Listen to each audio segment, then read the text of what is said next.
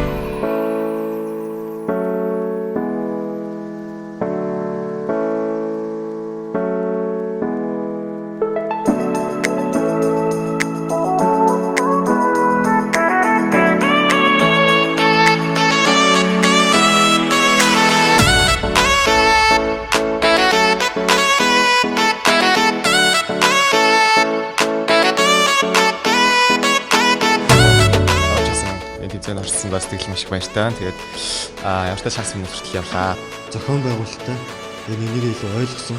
Тэгээд мэтгэлцээний үр дүн илүү сайн байгаа. За анх орохдоо болохоор ингээд хагас финал хүртэл ер нь явна гэж нэг бодоогүй байсан л та. Гэтэ ямар ч гэсэн яваад ирлээ аюу баяртай. За багахан хэмжээний нэмэлтийг өөрөө мэддэг байсан бол энэ дээр суулаад маш олон зүйлийг нэмж сурах боломжийг олгож байгаа гэж харж байгаа.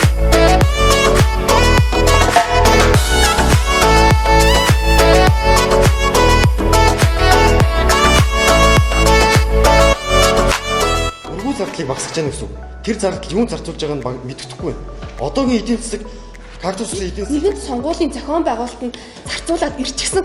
Гэвтэл энэ кактус ус нь өөрөө гадаад өрийнх нь За магадгүй үнэхээр бие даах жоох юм бол бас нэг өдрөнд тавьж өгөөд ингээд бүх энэ улс төрийн хүчнүүдийг тэнд сонгуул өсөж байгаа хүмүүс. дотоод арчил мөнгөн бас санхүүгийн дэмжлэг гэж байгаа. За мөнгөн бас санхүүгийн дэмжлэг гэл ингээд телевиз реклам энэ төр гэл яриад байна лээ.